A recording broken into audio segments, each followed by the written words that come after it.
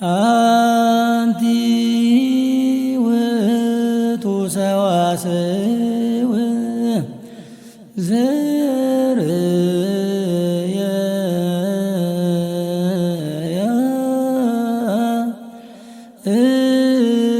እቆብ እምድር ዘይበስስ ከሰማይ ወመላእክተ እግዚአብሔር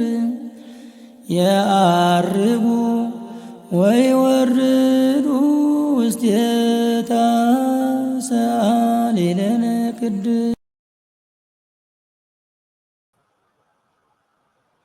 በስመ አብ ወወልድ ወመንፈስ ቅዱስ አሐዱ አምላክ አሜን። ኣብ ዝተፈላለየ ክፍላት ዓለም ኮይንኩም ነዚ ፕሮግራም ዘይተከታተሉ ህዝበ ክርስቲያን በብዘለኹም ሰዓትን ኣቆፃፅራ ግዜን ከመይ ውዕልኩም ከመይ ሓዲርኩም ከመይ ቀኒኹም ኣሜን። ልኡለ ባህሪ እግዚኣብሔር ኣምላኽና ስለዛ ዓለት እዚኣን ስለዛ ሰዓት እዚኣን ዝሓለወና ዝጓሰየና ከባቲ ዓበሳ ልኡለ ባህሪ ሎሚ እውን ከምቲ ማለይ ሽሙ ካብ ጫፍ ዓለም እስካብ ጫፍ ዓለም ዝኸበረ ዝተመስገነ ይኹን። ክርስቶስ መድሕና ብሙላዳ ንድሕነትና ምክንያት ዝኾነትና ቅድስተ ቅዱሳን ኣምላኽ ድንግል ማርያም በረከታ ኣማላጅነታ ጣዕመ ፍቅራ ኣይፈለየና። በዓር ክቡራትን ክቡራንን ህዝበ ክርስቲያን እዚ ትከታተልዎ ዘለኹም ሰዋስው ሚድያ እዩ። ሰዋስው ሚድያ ድማ ከምቲ ኩሉ ግዜ ንብሎ ኣብ ሰሙን ሓደ ግዜ መንፈሳዊ ዳህሳስ ናባኹም ደብሎ ሰዓት እዩ።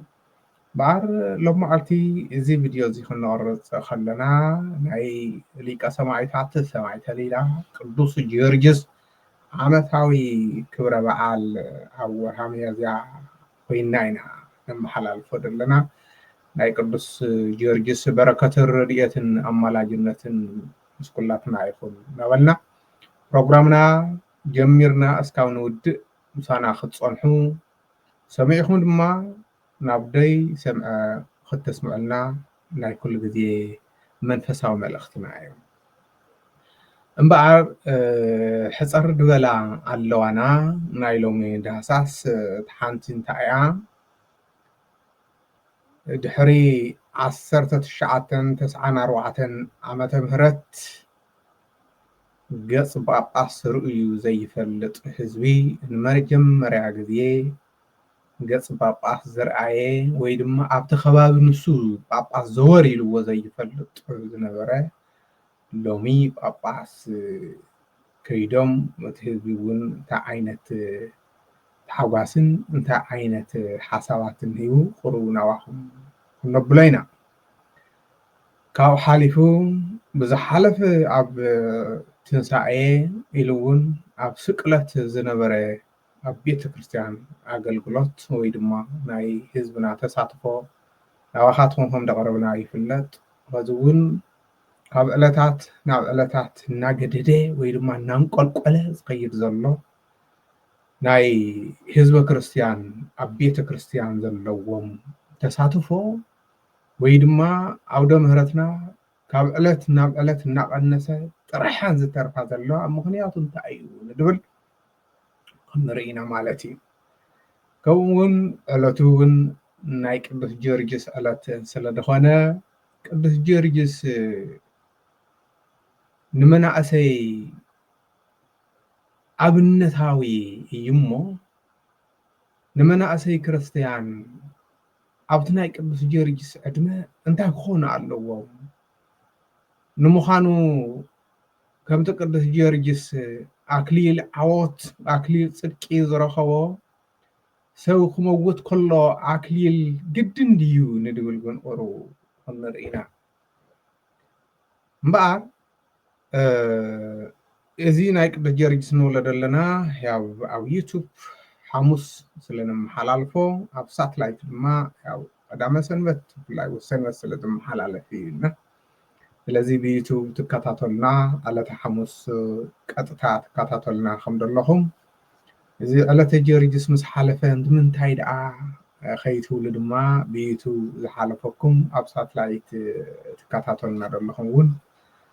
ንግንዛበ ኢልና ኢና እዚ ንብል ዘለና እምበኣር ቤተ ክርስቲያንና ከመይ ኣላ أماني خمي الله خنو الكلنا أماني كريستيان خفي والله بيت كريستيان ون طرحات ترف الله سقعتنا ون كاب ألت ناوسخة كمتين نورد لنا ناي أوروبا هاجرات بيت كريستيان خي تخون عدنا طعمي إنا مسجع زخلو ناي أوروبا نولد لنا كل جزء ديما بزحنا لكم داخل نخون بري عبد سلد لنا طعم سلد حزن الناي كم أوروبا بيت كريستيان زهانت إلهم دفحاتي يخون ديزاين يخون ملكع يخون انتاي مهنو له إنا قربات يخون أو حدا قدناس بوحد أروعة حموشته يدلو ناي ميتر خيرها بيت كريستيان بيت كريستيان يقول سؤالو تارا قوجو خي مسلكم كند قله لأكل كاتدرال تصرحي لو ما أمنتها لو نساتهم هنو الكلنا قدم بتتارك ويد ما سكاو خزب هي وزلو عبي سوات خوقع خلو بيت كريستيان نسو يملئ نيرو سنبت ون حدا سب وي خي حممه وي زخون عقداس نجر زي ولو بيت كريستيان خي كده أب أرجع سؤال أنيني نعمل أنت ترخيو نمنتاي توحيلو يحتت نيرو لوم يوقعون لوم دما أنا بيت كريستيان زخيد سب كم دحور وي دما كم إمنت زلو كم فارع ناتقصره بدا حزن ملكعيو أب معراواويان أوتوم سلطنا دولو عالم أب صعدو حانتو قال دنجلي ياخد بحال كم فارع عينت كم سبز فنفن عينت كم دحرت عينت يوم دقطروا قدم جن كبرنا يري أو أنا قا دنجلنا خور مخانو سكاب خزي سلازي أمنلو دناقلون بتكليل سلازي قرهو سلازي مرعو كم دناقل زي كونون تكليل مقوار لمود كوينو لكرسوم أملاكم زخون كهنات دما زعقوا يتاي جزوا اللو جنزب انتهيبكا تاي تسقم على هالكا سؤالك أي دقبر لنسوال معلتن وطينا زمنون ناي مرعاتا سلا زخون عدنا دقبر للشقط بيت كريستيان كما يتشقط الله بحضرا كما يتوالاش يلو كهنات كما يتزدوهم حلافنت قديفهم ترى كم عالماوي نقر دردر زأتوا بيت كريستيان يديو حلي خمسي عفشاو جناو أوروبا لومي كم زعينة سبن إمنت زلو سبن درجة كم تعيسون كم أولد فاشين نخونه يدخيد لذي إمنت دلوهم سوات كريستيان سوات وحدات يوم دلو تن بيت كريستيان ترحنين دلو قليئن تعاتين قليئن ناب نايت كلب تكارين قليئن ناب كال إمنتات تكارين قليئن قن فريسان صغيلن نا عدنا بيت كريستيان قن بتعمي بالحزن كوم دبلنا انتاي خنو الكلنا أب ألتا تنسعي أب عرب سؤالات قليتنا يينا شعود نبرسب لو مدما داقماي تنسعي بفلاين اي لو مداقماي تنسعي كل تشحن 17 ዓመተ ምህረት እቲ ዳግማይ ትንሳኤ ኩሉ ግዜ ኣብ ሰንበት ስለ ዝውዕል ከም ደሎ ኮይኑ ናይ ዕለተ ሰንበት በረከት ከም ደሎ ኮይኑ ናይ ዳግማይ ትንሳኤ እውን ኣብ ዝባኑ ኣብ ሰንበት ኩሉ ግዜ ስለ ዝውዕል ተወሲኽዎ እሞ ድማ እቲ ዕለት ንሱ ድማ ናይ ቅዱስ ገብርኤል ወርሓዊ በዓል ኣብ ዕለተ ሰንበት ዳግማይ ትንሳኤ ውዒሉና ሃሎ ብዙሕ ሰብ ቤተ ክርስቲያን ንኽመጽእ ቤተ ክርስቲያን ምልእ ንኽብል መሲልና ነይሩ ተጸቢና ነይርና ብፍላይ ናይ ቅዱስ ገብርኤል ደብር ዝኾና ኣብያተ ክርስቲያናት ከምኡ ኢና ተጸቢና ግን ዝረአናዮ ብኣንጻር ቅዳሴ ተወዲኡ ኣድንኑ ክብል ከሎ ዲያቆን 50 ሰብ እውን ኣይነበረ እንተይልና ምግናን ኣይኮነን እዚ ድማ ገሊኡ ኣብ ናይ ባዕልና ቪድዮ ኣሎ ገሊኡ ኣብ ካልኦት ሚድያታት እውን ንርአናዮም ብጣዕሚ ብድሕዝን መልክዑ ቤተ ክርስቲያንና ናበይ እያ ትኸይድ ዘላ መን እዩ ክርከባ ንድብል እዩ እዚ ደብለና ደሎ እንታይ እዩ ክንብል ከለና ንምእመን ኣይንወቅስን እቲ ጥፍኣት ናትና እዩ እቲ ጉድለት ናትና እዩ ቤተ ክርስቲያን መንእሰይ ንኽመፅእ እምነቱ ንኽሕሉ ኣይተምሃሮን ኣይተነገሮን ኣይፀንሖን እኳ ደኣ ብኣንፃሩ ብቆልዓ ኻያ ፀሎት ውሰድን ማለት እናተባሃለ እናተመሰለሉ እዩ ዓብዩ መብዛሕትኡ መንእሰይ ኮይኑ ወይ ድማ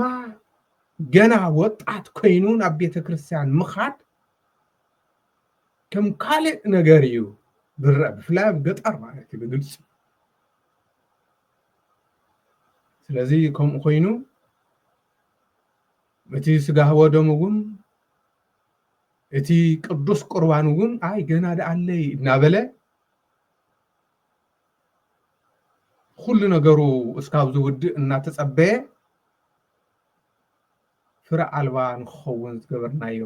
እቲ ምእመን ንሕና ኢና ካልእ ኣይኮነን ናይ ቤተ ክርስቲያን ሰባት ኢና ስለዚ ኣብኡ ድሓድር ዘሎ ወይ ድማ ኣብ ቤተ ክርስቲያን ዝመላለስ ዘሎ ካብ 50 ካብ 60 ዘይበዝሕ ከምኡ ኢሉ እውን ዓበይቲ ሽማግሌታት ወለድና ኣዴታትና ኣቦታትና እዮም መንእሰይ ግን የለን ብርግፅ ቤተ ክርስቲያን ክንሳለም ንኽድ ይባሃላ እየን ደቂ ኣንስትዮ መናእሰይ እውን ንኽድ ቤተ ክርስቲያን ይብሉ እዮም ግን ቤተ ክርስቲያን መፅኤ ክብላ ከለዋ ኣሕዋትና ተሳሊምካ እንተስ ብደገ እንተስ ኣብ ኣፍ ደገ እማሽማተይ ዓይነት ቆልዑ ከለና ፀዋታ ነይሩ እማሽማተይ ትብሎ ተሳሊምካ ወዲያውን ሰቲ ሒዝካ መፂኻ ሰንተ ሰማል ሒዝካ መፂኻ ገና ቅዳሴ መውፅእ ከይወፁ ናብ ቡና እዩ ዝጉየ ኣብ ዓድና ደላ ቡና ድማ ኣይትወርድን ንግሆ ምስ ጨረቕታ ምስ መሳርሕታ ምስቶም ፈናጅል ገለገለታት ምስ ተዘርግሐት ኣይትለዓልን ረፋዳ ኣብ ኣላ ቀትሪ ኣብ ኣላ ምሸት ኣብ ኣላ ኣብዚ ክንኸይድ ከለና እውን ንሪኦ ኢና ስራሕ ከይጀመረ ቡና ሰትዩ ይወፅእ ስራሕ ዓፅዩ ኣብ ምሳሕ ቡና ከሰቲ ናብ ገዛ ይመፅእ ምሸት ካብ ስራሕ ምስ ኣተወ ቡና ይሰቲ ስለዚ ቤተ ክርስቲያን ከይዱ እውን እቲ ህዝብና ኣብ ክንዲ ቃል ኣምላኽ ምምሃር ኣብ ክንዲ ቅዳሴ እስካብ ዝውዳእ ፀኒሕካ ናይ ቅዳሴ በረከት ተቐቢልካ ምምፃእ ትስጋ ወደሞ ብዓብዩ እሞ ይፅንሐልና ኣብ ክንዲ ኪዳን ኣብፅሒኻ ምምፃእ ተሳሊምካ ኣብቲ መንደቕ ኢልካ ተመሊስካ ሰቲ ሰተሰብሃል ሽምዓ ገለገለታት ሒዝካ መፂኻ ቡና ትሰቲ እሞ ድሕሪኡ ኣይትሰርሕን ሙሉእ መዓልቲ እንታይ ኮይኑ በዓል ኮይኑ ቡና እናሰተኻ በዓል እግርኻን ኢድኻን ዘርጊሕካ በዓል በዓል ክትበዓል ግን ካህናት ግን ኣብ ቤተ ክርስቲያን የገልግሉ እዮም ደለው እቲ ዋና ቤተ ክርስቲያን ጸሎት ክብፅሖ ግን ገዲፍካ ቡቡን እዩ በዓል ደሎ ቡና ሰተኻ ስዋና ሰተኻ እዩ በዓል እዚ ጥፍኣት እዚ ከምዚ ዓይነት ኣካይዳ ናይ መን እዩ እንተኢልና ናይ ቤተ ክህነት ጥፍኣት እዩ ናይ ምእመን ኣይኮነን ህዝብና እቲ በዓል ደውዕሎ ደሎካ ብኸመይ ዓይነት የውዕሎ ከም ደሎ ስነ ስርዓቱ ኣይመሃርና እዩ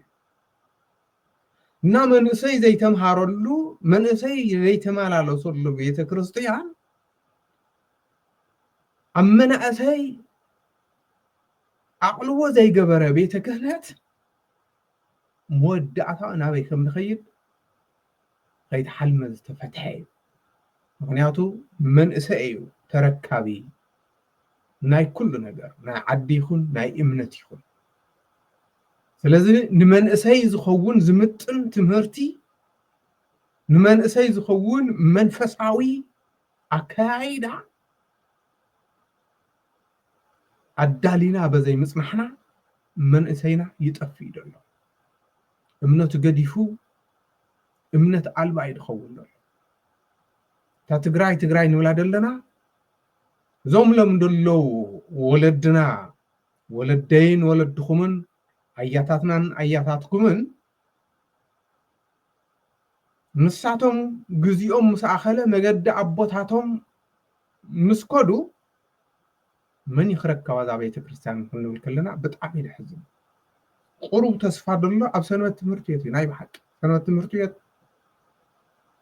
قد ددقفهم الناس أنا قد عايزهم محل الناس أنا مبري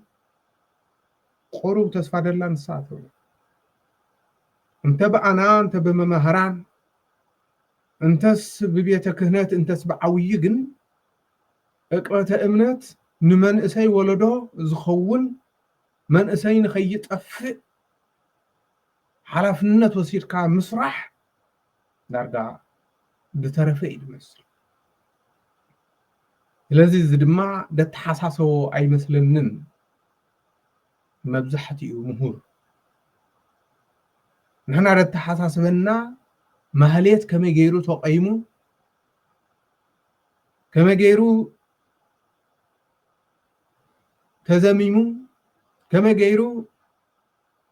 مرقدن قمن بسنة سرعات تواهلو دعالي مباري كما جيرو مؤمن سلحلوة يزعبير فليتو نيزعبير عملاخو أزوزن مؤزوزن كينو طي ولدو خنفتر زبل جناينا دلنا سلازة تمهليتنا تصبقيو ساعاتنا تصبقيو نجن من اسي ولدو اي هانسن كهانسو ناي كلني نحنا نقوم مهليت ليتي مؤمننا من اسينا مسدقسه من اسي نغو انت سي وحد انت سي بزح اتزمصون تزوها تمرتون كم كل غزي زبلا نمن اسي تطقم زي كونسي نمن اسي تطمت زي كونسي من اسي تهدم يا ገንዘብ ሃባ ዳዓሊም በሪ ህይወትከ ሃባ አይኮነትን ትብል ኣብ ዓውደ ምሕረት ውፅ ምስ በለት ተለቶን ገለገለ እናበለት መንእሰይ ኣብ ዝባን ሽግር ኣብ ዝባን ጭንቀቱ ጭንቀት ወዝሖ ከሎ ሎማዓልቲ ኣብ ጥራሕ ጅቡኡ መፂኡ ብተለቶንን ብገንዘብ ሃባን ብተሳቀቀ መንእሰይ ድመጽእ ደሎ ሰሙን ኣይመጽእን ቤተክርስቲያን ኮሙ ኢና ንገብሮ ዘለና ኮሙ ይልኸውን ደሎ ለዚ ብጣዕሚ ክሕሰበሉ ደሎ ምክንያቱ ቤተ ክህነትና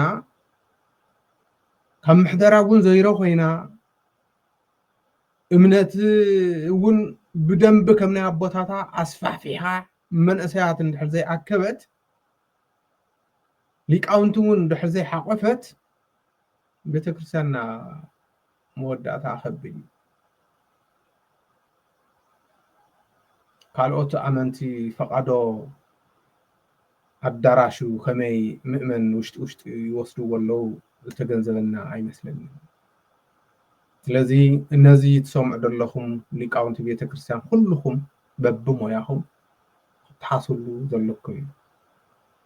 ንሕና ንፅውዕ ኢና ደለና ንሕና ብቃዕምና እውን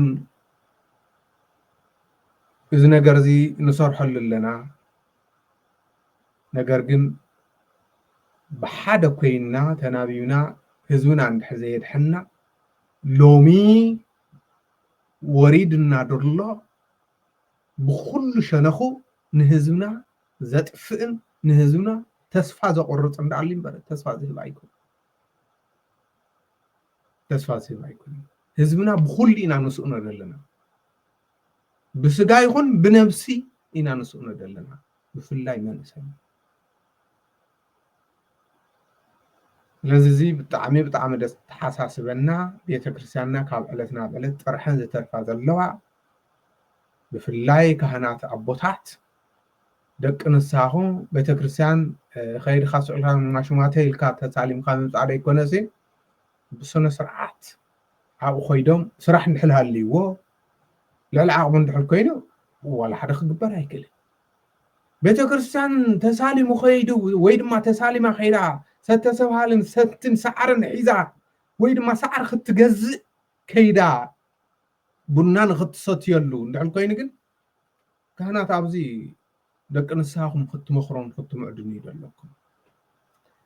ኣዴታትና ንምንታይ ሰዓር ገዚእኽን ይብለና ኣሎ እዚኣ ድማ ዶ ተፃሪርና ወይ ቀኒኢልና ትብላ ትኾነ ኣይኮን ከምኡ ማለትና ኣይኮነን ሳትክን ለባማት ኢኽን ንፈልጥ ኢና ሰዓሪ ኣብ ዕዳጋ ኣሎ እዩ ካብ ዕዳጋ ምግዛእ ኣይጠፍአክንን ቤተክርስትያን ከይድክን በረከት እውን ተቐቢልክን ኣብኡ ከለኽን እውን እታ ቡና እውን ቀልጢፍክን ክትሰትያ ምዃኑ እዩ እምበሪ ንሰዓሪ ጥራይ ከም ዘይትኸዳ ንፈልጥ ኢና ኮይኑ ግና ካብቲ ናይ ቡና በረከት ናይ ክርስቶስ ኢየሱስ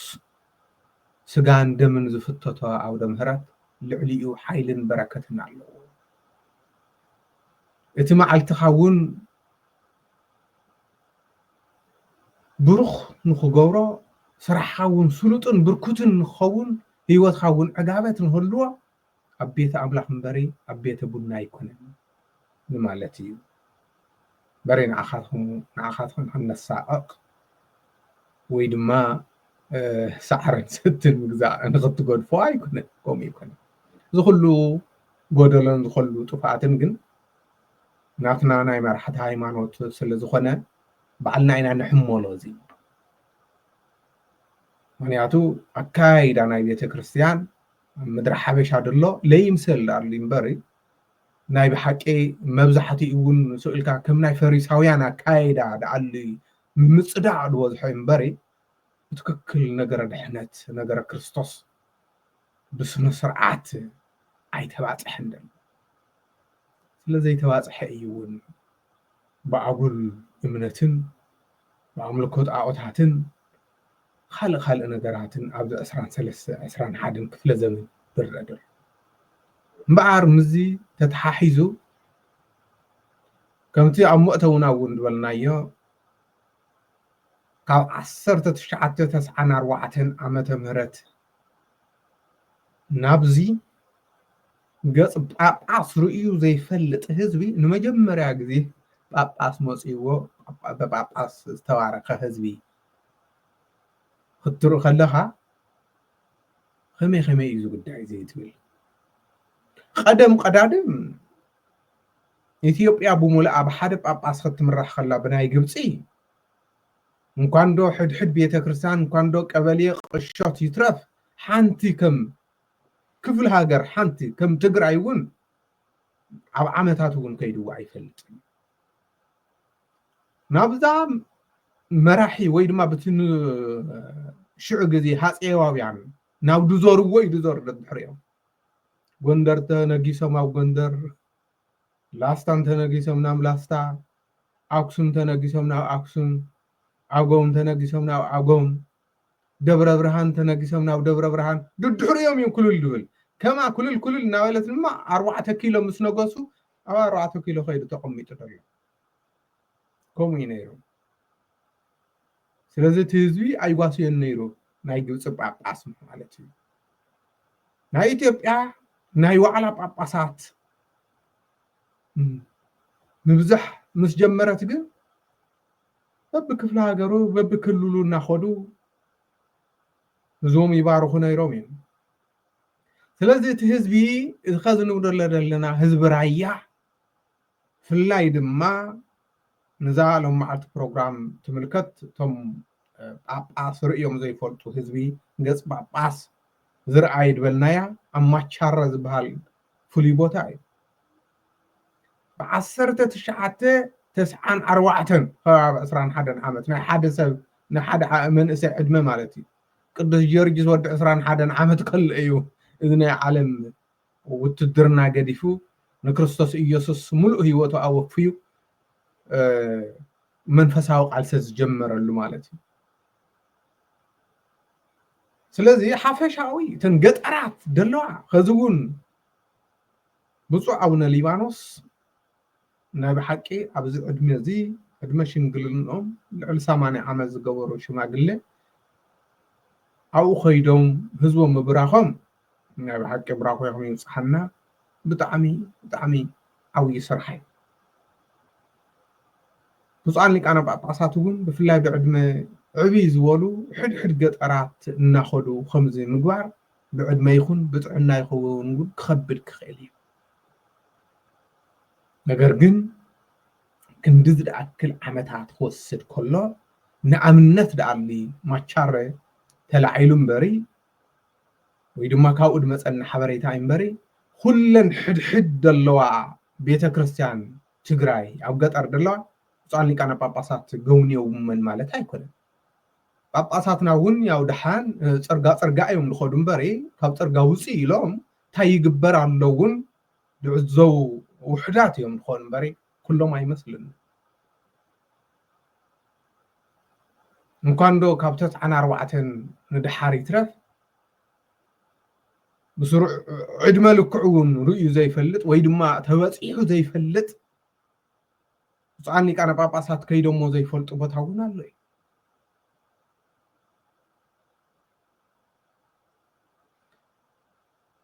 كمتي وفد فادس كم دبحال دما مبزحتي دما بتي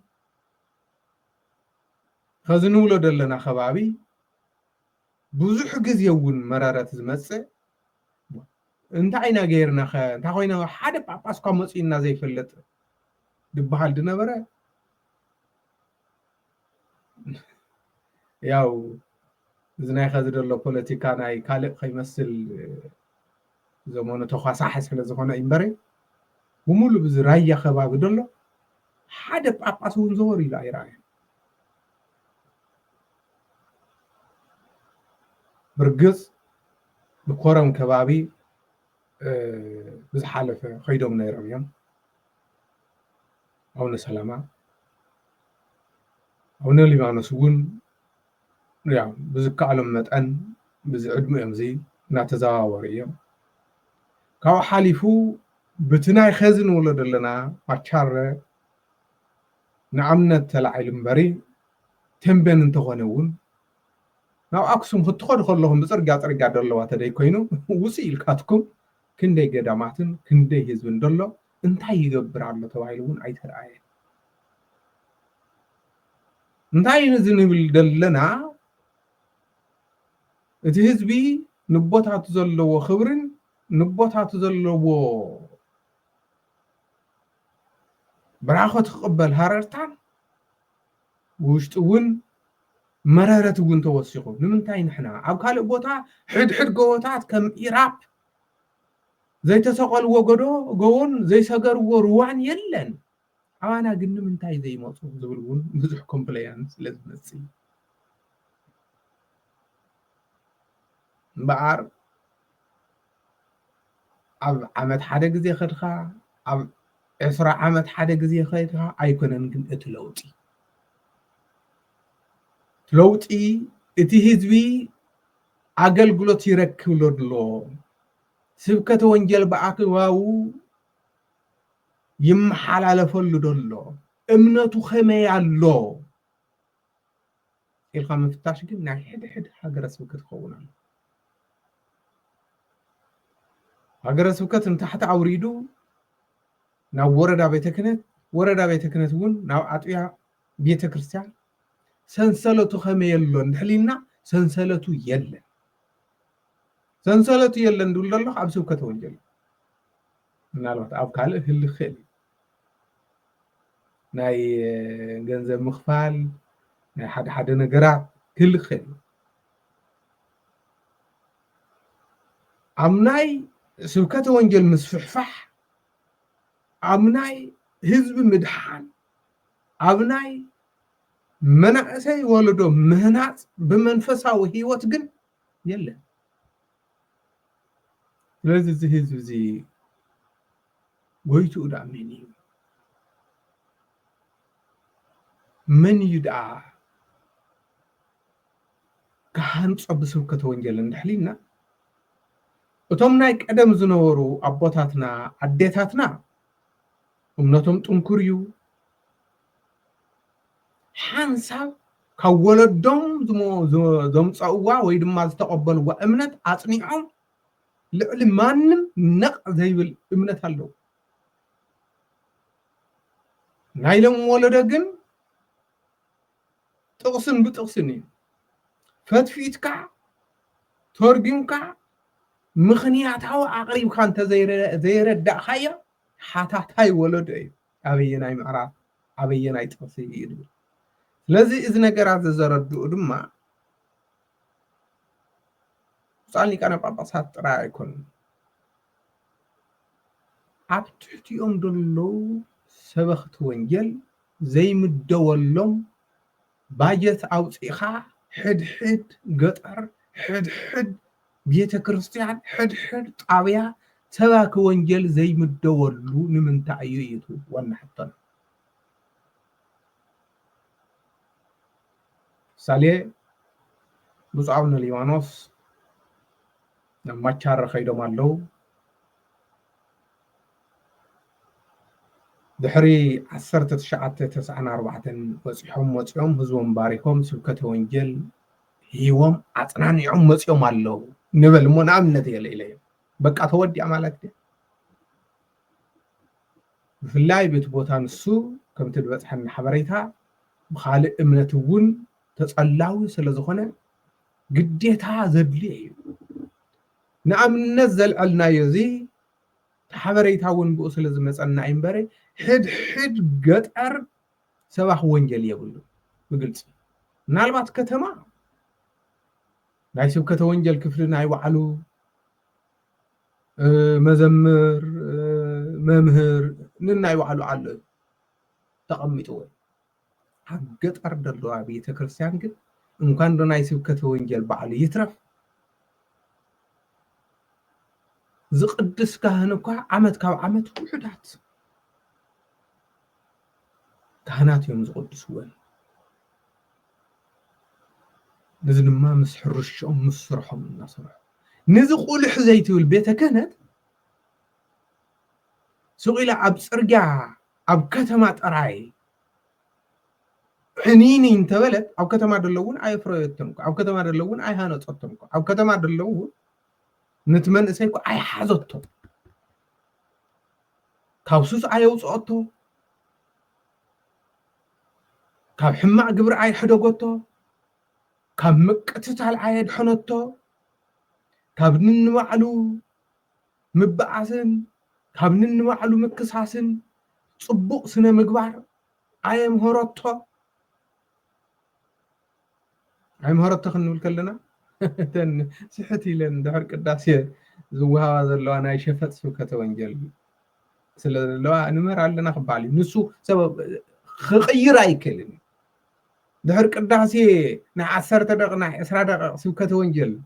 ኣስፋሕፊኻ መንእሰይ ቅይር ኣይክእልን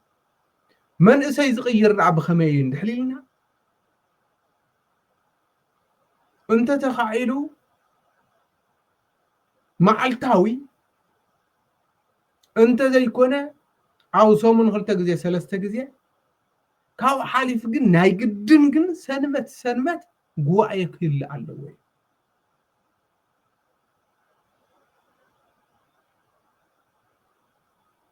ኣብ ሕድሕድ ከተማ ከምቲ ኣብ ማእኸል ዓዲ ዝግበር ደሎ ጉባኤ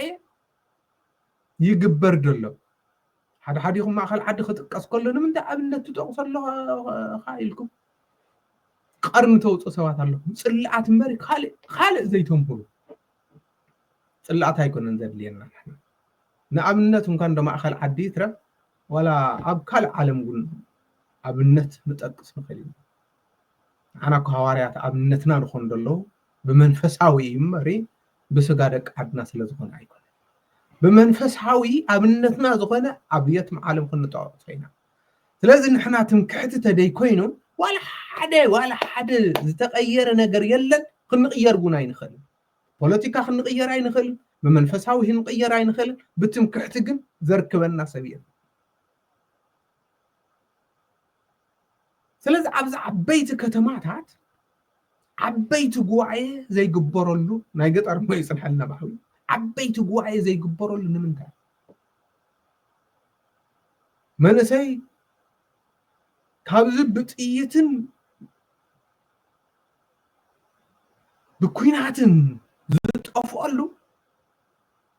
ብጫትን ብሓሽሽን ብስደትን ብተስፋ ምቁራፅን ናይ ስነ ኣእምሮ ጀኖሳይድ ዝጠፍእ ዘሎ መንእሰይ ይበዝሕ ነዚ ድማ ቁፅሪ ሓደ ተሓታትት ልዕሊ ፖለቲካ ቤተ ክህነት እያ ንምንታይ ቤተ ክህነት ትሕተት ብክልተ ነገር ሓደ ስራሓ ገዲፋ ድድሕት ፖለቲካ ትጎይ ስለ ደላ ፖለቲካ ብድቀደደላ ፖለቲከኛታት ብድቀደደላ ፈለግ እያ ትፈስስ ደላ ስራሓ ገዲፋቶ እያ ስራሓ ገዲፋቶ እያ ድሓታ ስለ ዝሰኣነ እምበረ ስራሓ ገዲፋቶ እያ ካልኣይ ነገር ግዴታኣ ስለ ዝኾነ ግዴታኣ ስለ ዘይተዋፅአት ናይ ክርስቲያን ህይወት ንኸይጠፍእ ግዴታኣ ስለ ዝኾነ እቲ መንእሰይ ክተድሕን ዕቅበተ እምነት ክስፋሕፋሕ ነገር ድሕነት ንኩሉ ክባፃሕ ግዴታኣ እዩ ነይሩ ነገር ግን ግዴታ ኣይተዋፅአን ብዝተኻለና ንሕና ብርሕቀት ግዴታና ንዋፅእ ኣለና ንምንታይ ከምቲ ብዝሓለፈ እውን ዝበልናዮ ህዝቢ ኣብ ሚድያ ስለ ዝውዕል ሎሚ ድማ ህዝቢ ክተድሕን በቲ ህዝቢ ዝወፍሮ ስለ ዝኾነ ህዝቢ ዝወፍረሉ ዘሎ ድማ ኣብ ቤተ ክርስቲያን ዘይኮነ ኣብ ሚድያ ስለ ዝኾነ ንሕና እውን ብሚድያና ካልኦት ሊቃውንቲ እውን ብሚድያኦም ንፀራ ኣለና ኢና ስለዚ ቤተ ክህነት ድማ بمديا زغبر بمديا እናገበረት በአካል አው ስለደላ ድማ ዓበይቲ ቤተ ክርስቲያናት ትመርሕ ስለደላ ኣብ ትሕቲ አውን መናእሰይን ህፃናትን ሽማግሌታትን ኣማኺላ ትኸይድ ስለደላ ንዕኦም ብቅርበት ስለተረኽቦም ንዕኦም ከተድሕኖም ይድግባእ ነገር ግን ነባሂነ كما زينا معنا كنا كوين مبعر منعسي لومي بتعلتون كمتي عن تود بلنايو عبز سعزي تسفان قرص اللو داي كونس تسفات قرص اللو داي كونس هيوتكم اتلا جنا لانك ازخونه هيوت او اقول خترف زي كونس تسفاخمن مورالكمن مصنعناخمن كم ناي قدوس جيورجيس اكايدا خونالو انا تقول قدوس جيورجيس ስለዝኾነ ቅዱስ ጊዮርጊስ ኣብትናይ መንእሰይ ዕድመ ኣብቲ ሓዊ ዝኾነ ዕድመ ከባቢ 21 ዓመት ከሎ እዩ እዚ ኩሉ ናይ ዓለም ክብሪ ወዲ መስፍን እናሃለወ ሓያል ተቃላሳይ ወታደር እናሃለወ ነገር ግን ካብ መሬታዊ ወታደር ናይ ሰማያዊ ንጉስ ናይ እግዚአብሔር አምላኽ ስለ ወንጀል ስለ መንግስት አምላኽ ክቃለስ ዝመረፀ كم تهاري قدس ጳውሎስ ናብ ጢሞቴዎስ ዘለኣኾም ዕራፍ 4 ደሎ ድማ ተጋድለይ ወዲኤ እግዚአብሔር ድማ ንቅዱሳኑ ዘዳለዎ አክሊል ጽድቂ ከዳልወለይ ዝበለ ሐዋርያ ቅዱስ ጳውሎስ ይኸው ናይ መወዳእታ ተጋድሎም ቅዱሳን አክሊል ዓወት አክሊል ጽድቂ ዘዳለዎ ስለዚህ نحدا كريستيان مسموته قديتا أكليل حوت أكليل صدق نخورس جنا قدم مماتو بهيوت كله خوي الله كم تهاري قدس باولوس غويا يودي يدبله نحنا غنا غويانا ايودانا غنا خنغوي غني يبانا ماراثون نغوي دلو سبكو تنفاش سلازوز حيكون نت ميداليا نمركابي ስለዚህ በክርስትና ህይወት ድማ በመንፈሳዊ ህይወት ድማ ጉያና ንከንቱ ከይኮውን ዕድማና ንከንቱ ከይጠፍእ ኣብዚ መሬት ዝነብረሉ ዝነለና ስኢል ብልሓሽ ከይኸውን መወዳእታ ከም ናይ ቅዱስ ጊዮርጊስ ኣክሊል ዓወት ንረክብ ኣክሊል ጽድቅ ንኽወሃበና ካብ እግዚኣብሔር ኣምላኽ ኣብዛ መወዳእታ ሰዓት ኣብ ቅድመ ኣምላኽና ክቡራትን ምዕሩጋትን ኮይንና ከም ክርስቲያን ሎሚ እንተተረኺብና እምበሪ ንርእዮ ዘለና ኣብ ትግራይ ብጣዕሚ ብድሕዝን መልክዑ ንቃል ኣምላኽ ዝሰምዖ ሰብ የለን ንካህን ዝሰምዖ ሰብ የለን ንኣቦታት ዝሰምዖ ሰብ የለን ንቤተ ክርስቲያን ዝሰምዓ ሰብ የለን ንዘይርብሕ ዘረባታት እዩ ሎሚ ሰብ ተጸሚዱ ድውዕል ዘሎ ኣብዘይ ድሊ ነገራት እዩ ድውዕል ዘሎ ሰብ ነገር ግን ቅዱስ ጊዮርጊስ ክበሃል ከሎ ሎሚ እንታይ ኢና ንርኢ ዘለና እቲ ኣክሊል ዓወት እቲ ኣክሊል ጽድቅ ንብሎ ዘለና ምስ ሞትካ ካብ እግዚኣብሔር ኣምላኽ ዝወሃብ ናይ ተጋድሎኻ ክብሪ እዩ እምበሪ ሎሚ ብናይ ቅዱስ ጊዮርጊስ ስም ወይ ድማ ናይ ቅዱስ ጊዮርጊስ ስእሊ ብናይ ባዕልኻ ቅርጺ ዲዛይን ጌርካ ቲሸርት ስለ ዘስራሕኻ ንሱ ይኮነን ኣክሊል ጽድቅ ሓደ መንእሰያት ንርኢ ኣለና ቀላጺንኩም ተወጢርኩም ናይ ቅዱሳን ናይ መላእክት ቲሸርት ኣስሪሕኩም ክትኸዱ ከለኹም ንሱ እቲ ቲሸርት ንሱ ስለ ዝተኸደንኩሞ ኣክሊል ዓወት ዝተጓነፀፉን ከይመስለኩም እንዲያም ዝዒብ መርገም እዩ ደምፀልኩም ግደፍ ወዘማ ሓዋት ብዙሕ ግዜ ተዛሪብና ብዙሕ ግዜ ስለ ዝተዛረብና ብዙሕ ግዜ ስለ ዝመኸርና ካብ ብኸዚ ናብ ተግሳጽ ኢና ክንኸይድ ምኽንያቱ ብትፍዮዞ እግዚኣብሔር ኣይምለኽን መንግስቲ ኣምላኽ ድማ ብትፍዮዞ ኣይትእተን ስለዚ ቲሸርት ናይ ቅዱሳን እናተኸደንኩም በብመንደርን በቢ ከባብን ትገብርዎ ዘለኹም ትፍዮዞ እዚ ጸያፍ እዩ ጽዩፍ እዩ እዚ እንኳን ዶ ብዓይኒ እግዚኣብሔር بعينتهم أبوتاتنا كبر بيت كريستيانن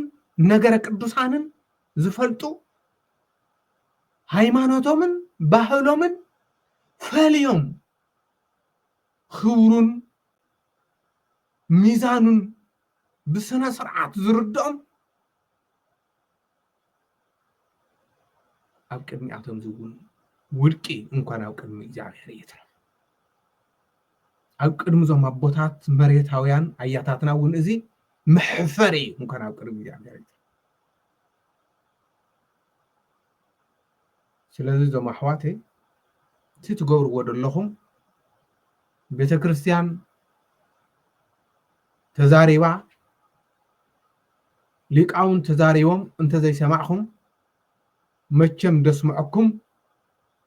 ያው ኣይሰአን ግን ደስምዐኩም መን እዩ ክንብል ከሎና ሕሊናኹም እዩ ካልእ ኣይኮነን ሕሊናኹም ደፊንኩም ግን ብምንታይኹም ክትሰምዑ